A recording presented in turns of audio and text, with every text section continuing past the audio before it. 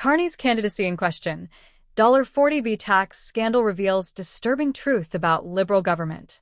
As Canada approaches the federal election on April 28, 2025, the political atmosphere has never been more charged. The sudden rise of Mark Carney to the highest office, the economic turbulence facing Canadian families, and a growing distrust of traditional media and institutions have combined to create a climate of uncertainty and division. At the heart of this unfolding drama is a $40 billion scandal involving the use of special warrants to access taxpayer funds, sparking outrage and renewed scrutiny of the Liberal government under Carney's leadership. Mark Carney's swift elevation to Prime Minister and leader of the Liberal Party came during a moment of national crisis. Following a turbulent final stretch of Justin Trudeau's leadership, which left the Liberal brand battered by ethical scandals, affordability issues, and plummeting support, Carney was seen by party insiders as a stabilizing figure. With his global reputation as a former governor of both the Bank of Canada and the Bank of England, Carney was intended to rebrand the party as competent and economically savvy. But not everyone is convinced. For many Canadians, Carney represents not a fresh start, but a continuation of the same technocratic, out-of-touch governance that has failed to address the everyday struggles of working families. Although he eliminated the federal consumer carbon tax in one of his first major moves, likely aimed at winning back alienated voters in rural and suburban communities, his government quickly found itself on the defensive over mounting allegations of financial mismanagement. The most explosive of these concerns involves a $40 billion spending controversy that critics have dubbed the Governor General warrant theft. According to the Liberal government, the funds were accessed legally through a little-known mechanism in the Financial Administration Act that allows the Governor General to issue special warrants to keep government services funded when Parliament is dissolved. In this case, Parliament was dissolved just before a critical budget decision, an event orchestrated by the timing of Carney's own election call. As a result, the Liberals were able to access the money without parliamentary approval. For opposition parties and outraged citizens, this raised alarm bells.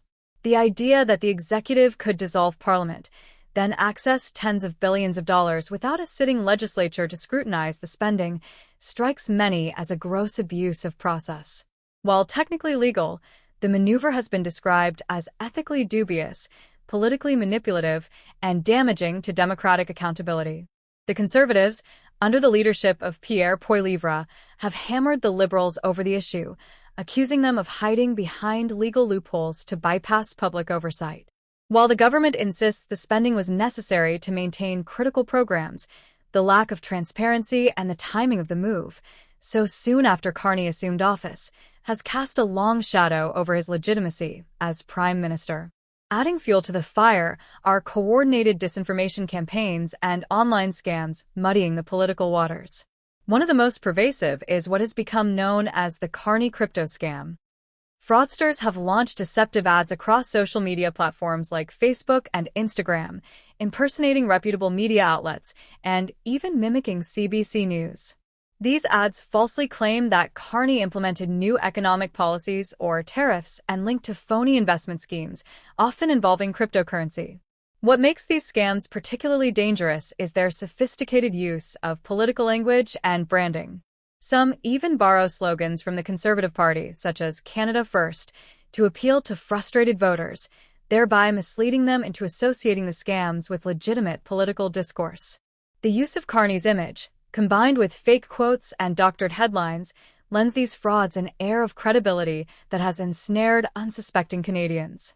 While Carney himself has no connection to these scams, their spread illustrates a larger problem in the current election climate: the weaponization of misinformation to sow confusion, stoke division, and erode public trust in democratic institutions.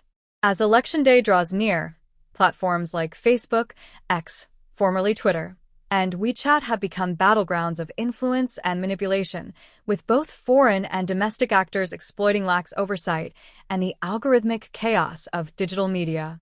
Another viral claim making the rounds accuses Carney of being ineligible to run for office under Section 32 of the Parliament of Canada Act, which states that individuals holding certain public service roles are barred from serving in the House of Commons.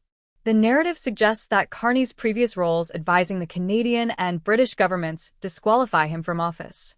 But this legal claim has been thoroughly debunked. Section 32 only applies to individuals currently serving in prohibited positions at the time of their candidacy. Like many others before him, Carney resigned from all relevant roles before entering politics. Even former Crown attorneys, federal advisors, and public administrators have run for office legally after stepping down from their posts. There is no evidence that Carney violated any eligibility criteria. The spread of this misinformation seems less about legal interpretation and more about undermining his political standing.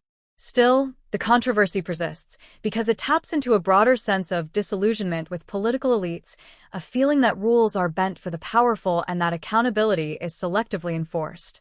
The combination of a high-profile technocrat stepping into political leadership, a $40 billion spending decision made behind closed doors, and aggressive disinformation campaigns has created a potent mix of outrage and distrust among voters. Canadians are asking themselves hard questions. Can they trust a prime minister who entered office without a general mandate? Should any government have the power to unlock massive sums of taxpayer money without parliamentary oversight? And perhaps most pressing, who is really pulling the strings in Ottawa? For Carney and the Liberals, the stakes could not be higher. Polling trends show a tightening race, with the Conservatives gaining ground in battleground regions like the Greater Toronto Area, Metro Vancouver, and Atlantic Canada. The New Democratic Party, while struggling to break out nationally, continues to pull support from left-leaning voters disenchanted with the Liberal brand. In this volatile environment, the Liberals are banking on Carney's international reputation, economic credentials, and technocratic polish to reassure nervous voters. But those same qualities, his ties to global financial institutions, his close relationship with the Liberal establishment, and his lack of elected experience, may be driving skepticism among the very Canadians he needs to win over. With just weeks to go before Election Day, the outcome remains far from certain.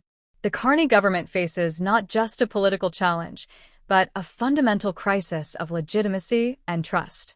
Whether the Liberals can weather the storm and present a compelling vision for Canada's future will likely determine whether Carney's leadership marks a new chapter or the final act in the Liberal Party's long-standing grip on power. In the end, this election will not only decide which party governs Canada, but will also reveal whether Canadians still believe that accountability, transparency, and democratic norms matter.